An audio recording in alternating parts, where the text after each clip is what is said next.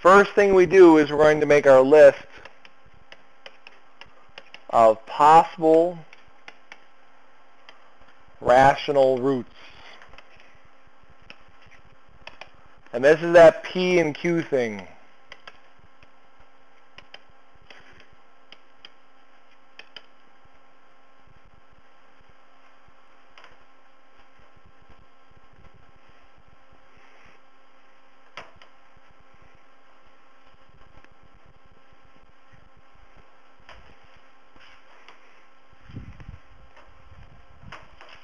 So P goes into the constant. What's our constant?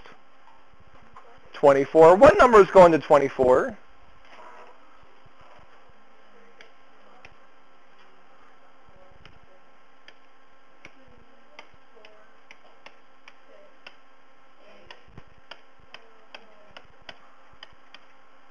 And plus or minus. Plus or minus 1, 2, 3, 4, 6, 8, 12, 24. What's our leading coefficient? 1. What goes into 1? And negative 1. Plus or minus 1.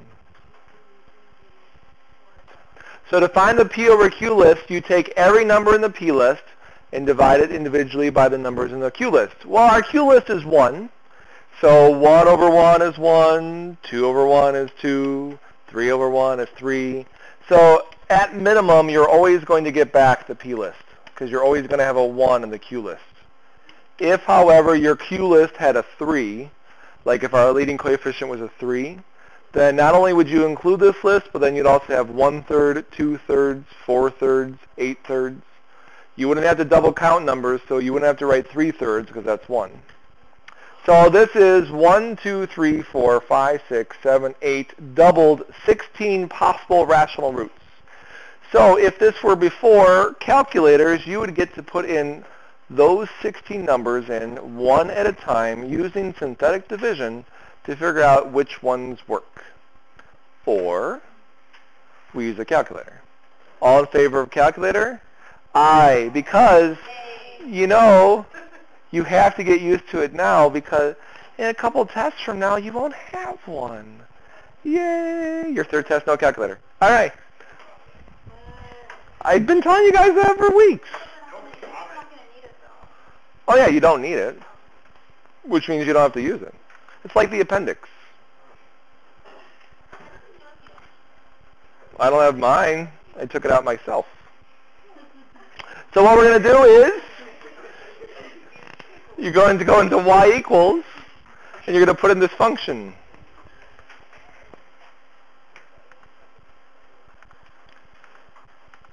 Duct tape and Tabasco sauce is all you need.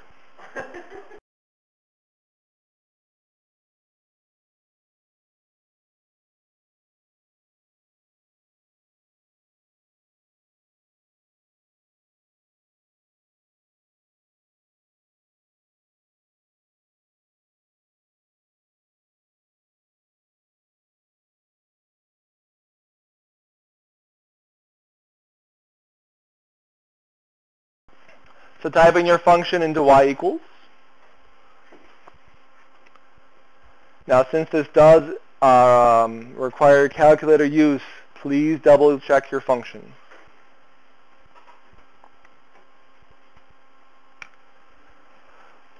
What we're going to do is we're going to graph this. Do not hit graph just yet because we have to change the window. Is everyone ready? So go to Window. I have a standard size, almost standard size window going on here. The thing is, notice our smallest rational root is negative 24, and our largest rational root is positive 24. So technically, you should make the x-min and the x-max include those values, maybe like negative 25 to 25 to give it some breathing room.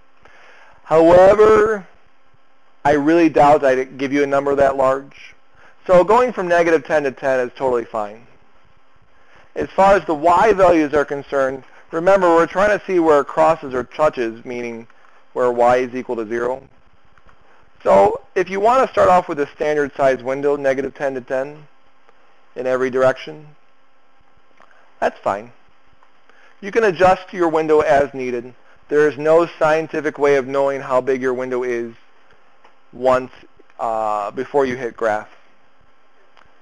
So if you hit graph,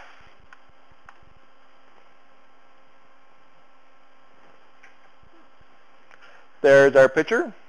Let me actually make this a little bit bigger.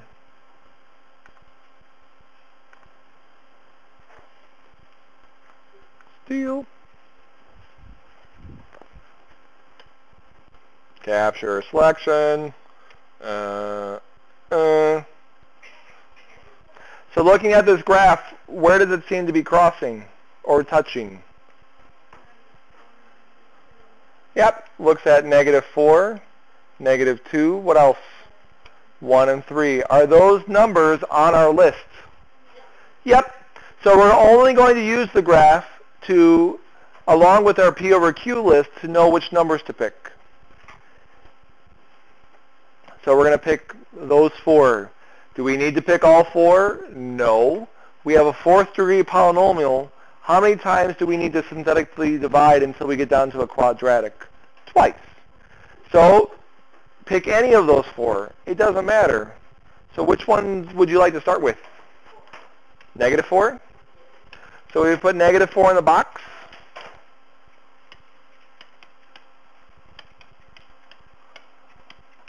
We're going to synthetically divide.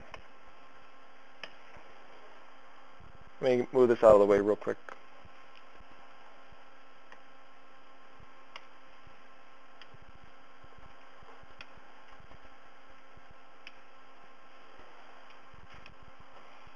Boop.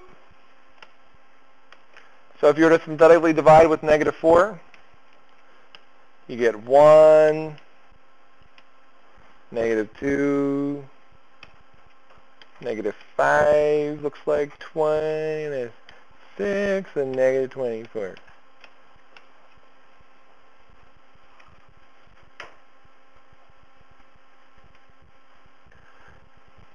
Does it matter the order in which you pick your numbers? Nope. Why? Because multiplication is commutative. So it doesn't matter the order in which you write your factors. All right, so -4 works because we got a remainder of 0. Pick another number. Oh, gosh. I heard 1 and -2. So I'm going to pick 3 because no one picked that. Oh, I didn't hear it.